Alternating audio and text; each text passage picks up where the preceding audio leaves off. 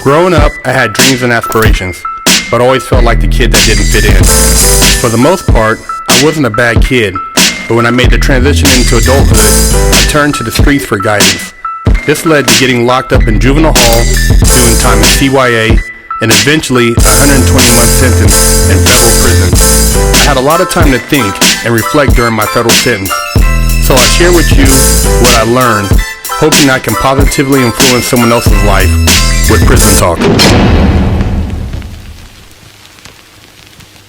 It's going down January 11th on OpenSea.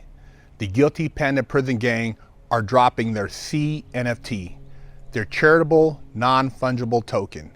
Yes, they're actually creating a community to have a voice for prisoner mistreatment across the world. So by becoming an owner of the C NFT, you will not only get something valuable, you will also have a voice in making change in prisoner mistreatment across the globe. Great opportunity for you guys to participate in this January 11th drop. Make sure you guys check the links in the description for the Discord group, for the Twitter, and for the OpenSea. And we look forward to you guys becoming a member of the Guilty Panda Prison Gang community. What up? Big Herc 916 getting down with Prison Talk. And I just want to bring up Clubhouse and how crazy it seems that that's become a platform for people to kind of air out their personal business and their views on different things, and how a lot of people are just on there just incriminating themselves, man, and saying things that I don't know why they would say them publicly, but they don't sound very it doesn't sound very appealing in as far as personal nature. And I'm not going to name names, but you know, it's become almost cliche for blacks just to beat each other up, bro. You know, it's not about uplifting. It's not like other communities that try to help each other, but it's about this guy right here, you know, he's a gang member and he's blah, blah, blah, you know, or this person over here, he's an athlete, but he's a bum. Or this guy, I mean, it's like, damn, do we have to always just beat each other down and create chaos, you know, for the sake of views? Because it's all about the views from what I can see, why everybody's kind of going out there like that. You know, typically if you have a situation with somebody, you might get on a personal call or meet them in person, because nowadays personal calls, they're recording you and putting that on the internet too. But you would, you know, meet up with somebody, air out your differences and keep it pushing.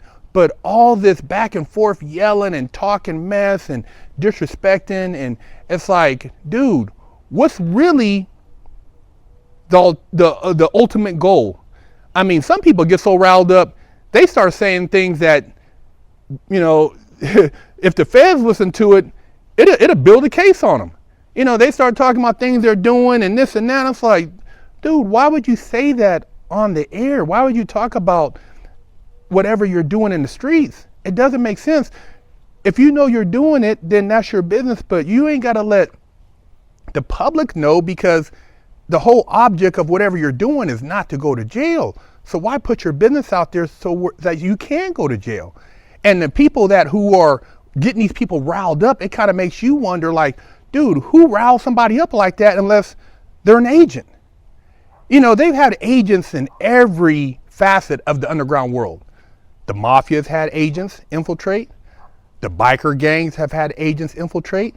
They've had agents infiltrate prison gangs to get guys caught up in conspiracies.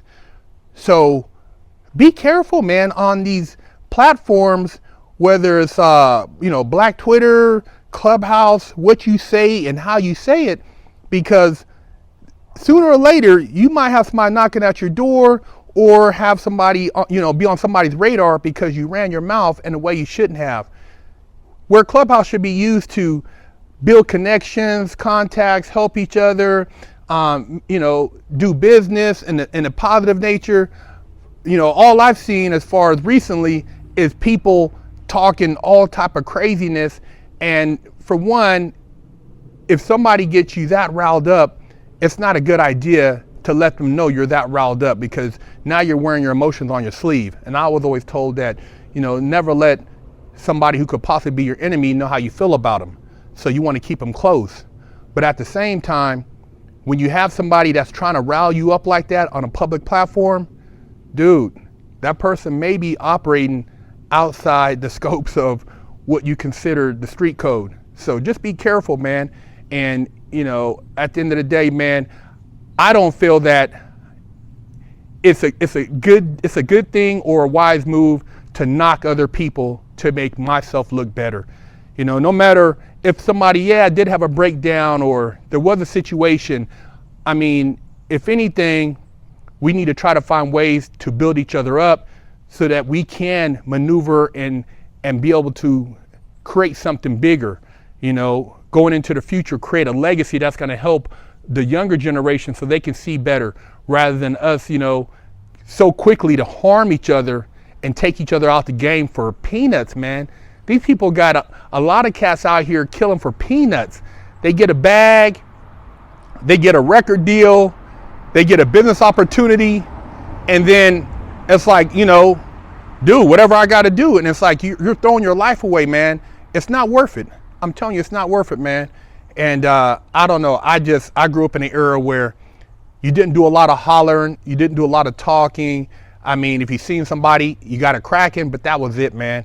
But just be careful on these sites, these public platforms, these Clubhouse things, because I'm seeing them, the recordings pop up all over the internet, and guys are just talking crazy, and for the sake of views, people are putting it on their channels. And dude, you're coming up on a radar where you were in the shadows. Now you're on Front Street, and you have over 500,000 people that know your name. Watch yourself, man.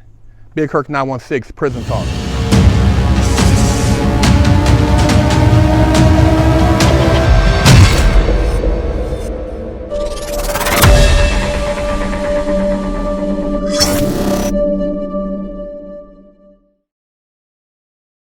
I'm Big Herc, and I have over a decade of experience in the prison system. Yeah, I've done a lot of time, made a lot of stupid mistakes, but that's why I'm here with you today, educating you on the Mastermind program by Fresh Out. See, they don't give you a manual when you go to jail on how to survive. They don't tell you how to go take a shower, where to sit at when you go to chow, what to do when you have mail call, how to handle your commissary. See, we cover that and a multitude of other topics that are very important, because if you do the wrong thing, you can get your damn wig split.